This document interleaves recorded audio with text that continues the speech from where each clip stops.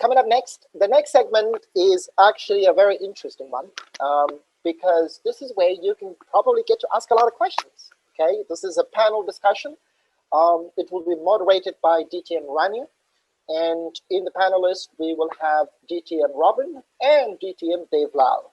So, without any further ado, over to you, DTM Rania.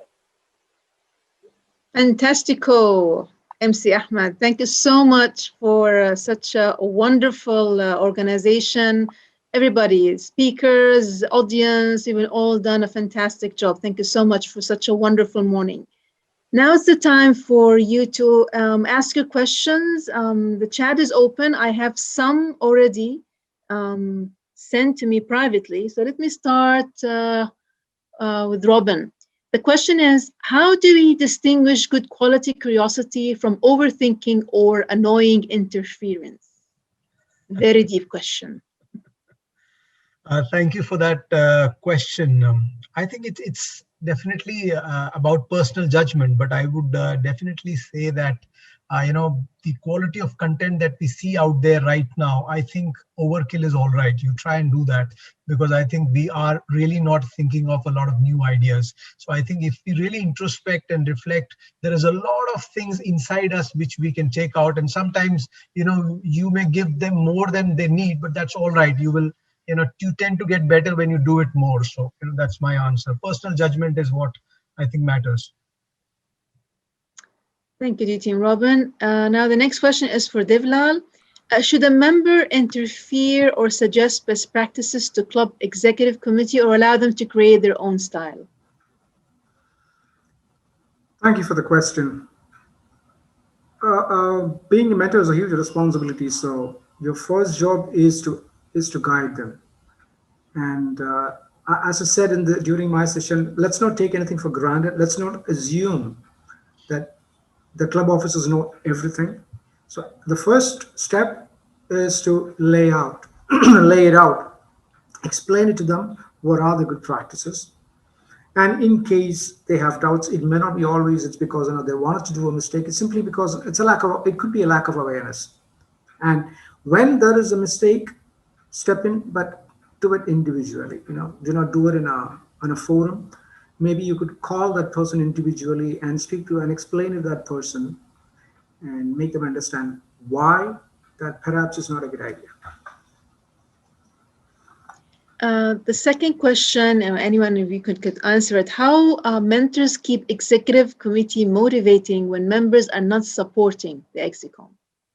From your own personal experience, maybe you can both shed a light on that. Dave, you want to go first, or you want me to? I thought the question was to you. Okay. No, for both of you can share your experience, because both of you, I'm sure, have been mentors. So your inputs on this. Okay, I'll take the lead. I think as far as the ExCom is concerned, and when they don't get the support of members, it's definitely a big challenge for mentors, because mentors are not magicians. They work with the members you have, and the energy and the enthusiasm of members is what drives the club. So mentor alone sometimes is not in a position to do much. But having said that, I think the signals always come much before, when the tragedy doesn't happen overnight. So as a mentor, if you are in regular touch and you are with the club for a long time, you can read these signals and these patterns well in advance. That's when you step in and try and correct the situation, and not when there is actually a fire. You're not a firefighter. You are somebody who is equipping them to make sure that there are no fires. So that is what I would suggest. Devlal? This can be sometimes the reality, and it can happen, and I will accept it has happened to me. The reason is this: we are all human beings, right? I believe Ahmed said that in the beginning. You pretty much figure out a person during the first 30 seconds to 2 minutes, and sometimes that first impressions may have a long-lasting impression on your mind. So I may like people or I may dislike people, because I'm just a human being, right? I'm going to quote an unnecessary song here. God made many things big and small, some that slither, some that crawl, and some of it gets into Toastmasters too. Okay, so we get all kinds of people in our midst, and we'll have to manage with them. What I do is I'll try to some extent But after that, if I don't have that personal rapport, connection with one particular person, could be an ex-com member, I step aside, and there could be another person, could be another mentor, could be another senior Toastmaster. I let that person speak to them because that personal connection can work. He cannot, your influence is without authority, right? So let the personal connections work. That's what I do. Another question is, if a recommendation is made and it's not accepted or taken into consideration by the executive committee, let's say, then what should be done? Can the members step in or the mentors? What is the next action should be taken?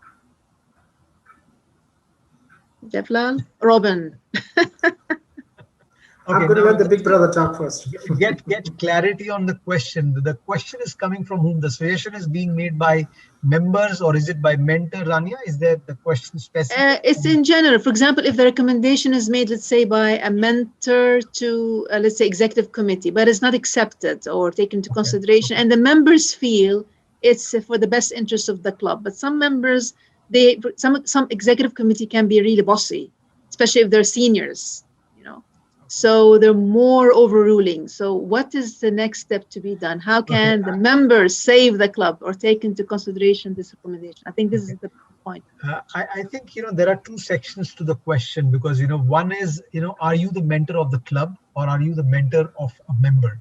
If you are a mentor of a club, then there are ways to, do a recommendation. You are, obviously the ExCom is all powerful because it is an elected committee by the members. So I think if a mentor has a valid suggestion to make, he has to make it as a regular member. If he's a member of the club, if he's not a member of the club, then he needs to, have a platform for airing his suggestions. He can't just tell the ExCom, this is what I feel, you should do it, because, ExCom is the elected body. So ExCom is the more powerful and a body which is supposed to look after the interest of the members. But then the second part, if the members also believe that suggestion is valid, then the members have a lot of ways. They can always propose it as a motion during a business meeting, or they can call for a business meeting where they could propose that as a motion and vote on it if required. So members are all powerful too. They are in fact more powerful than the ExCom. So it is about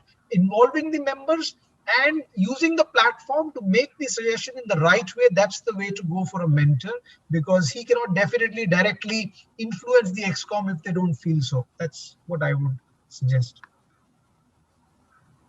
Do you have any insight, Devlal, or you agree? You agree? You seem I so happy. completely agree with DTM Robin, because Toastmasters International has laid out a democratic process whereby reconciliation can happen.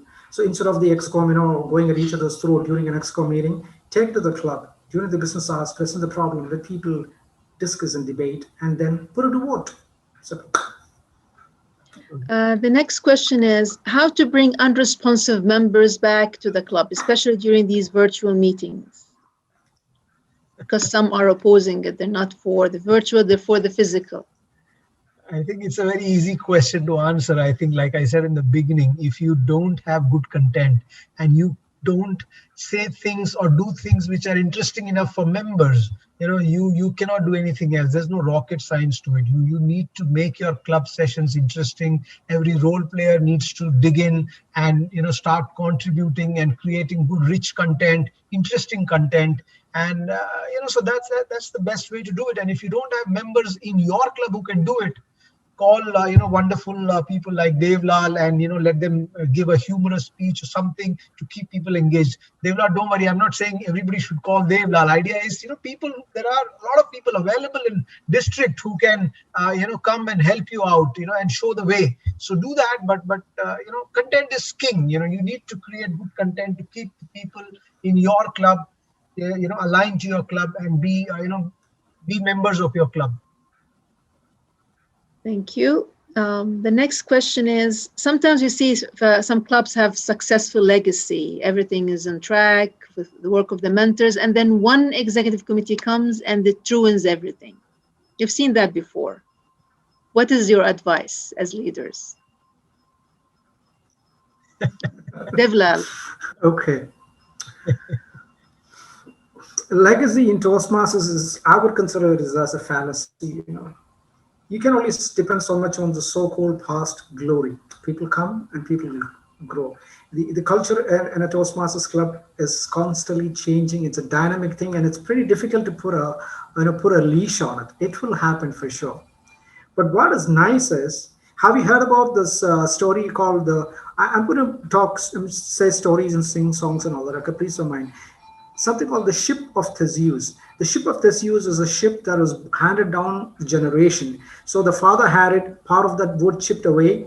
You fixed a bit more wood onto that boat, and then it again started ferrying people. And again, part of the wood falls off. You add to move wood to it. So at the end, after one generation, what do you call that ship? Is that ship, was it the same ship that travels the waters 10 years ago or 100 years ago, or is it a new one? It's pretty difficult to say, isn't it? A lot of it has chipped away and you have added a lot of stuff. So the clubs are like that. What is important is the senior members in the club, you've got to ensure that the new piece of wood that is attached, think twice about it. Is this something that you want to bring into your forum? Is this something that is going to do good to you, or is this something that you want to keep it at the door? Okay, check in at the door and then walk in. So that is where the club mentors can play a huge role. When you see that there are unhealthy tendencies or anything, nip it at the bud.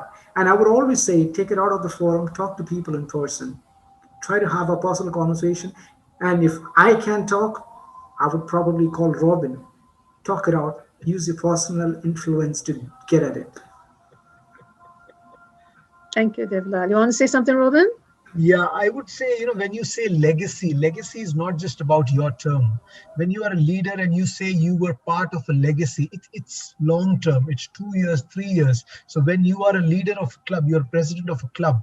If the next year the club doesn't do well, it doesn't reflect well of your own legacy that you've created. You create a legacy when without you, club is as good. And that's the idea of being a leader. You invest your time for 2 or 3 years and build a club. And when you are a district leader, you invest even more time. So that is the idea, and that's when you have real legacy. Otherwise, you are as good as your last session. You do a bad session, you lose your members, they go off and they attend more interesting sessions. So that's not legacy. Thank you, Robin. The next question, or the interesting question. Now, you have sometimes district officers asking the execom to run towards the DCP points. So much pressure.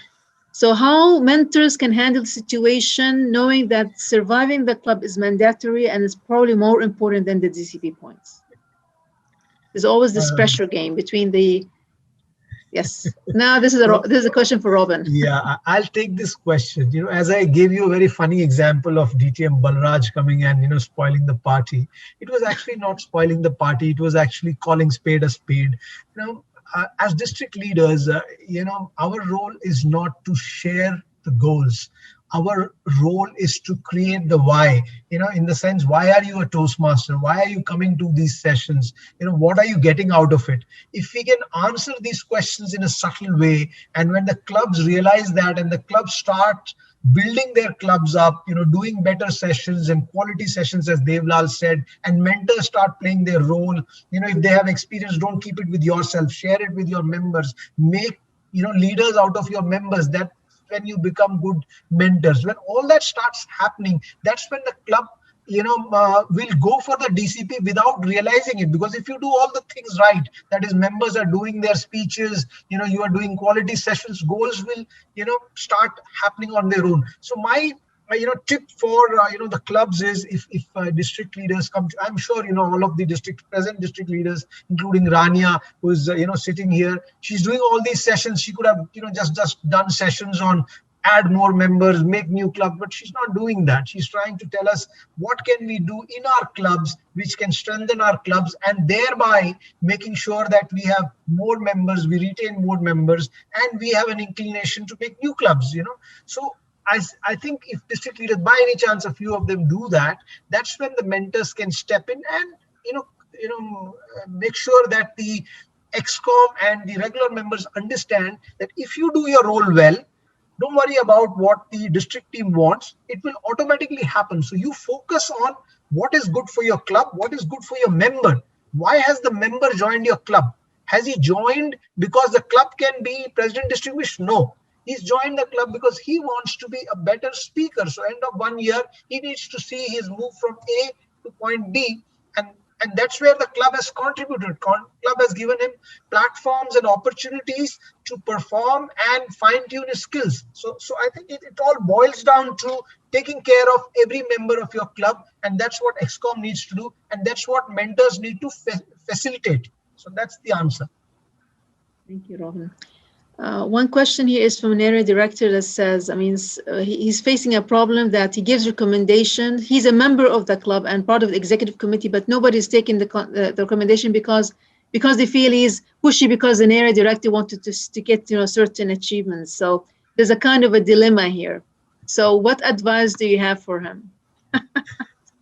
I think it's a very common problem. Yes. Dave can add, but I have faced this many times when I was an area director. I think what we need to understand is, people first need to accept us. So as area directors, it is our role to make sure that we are part of the family of the club.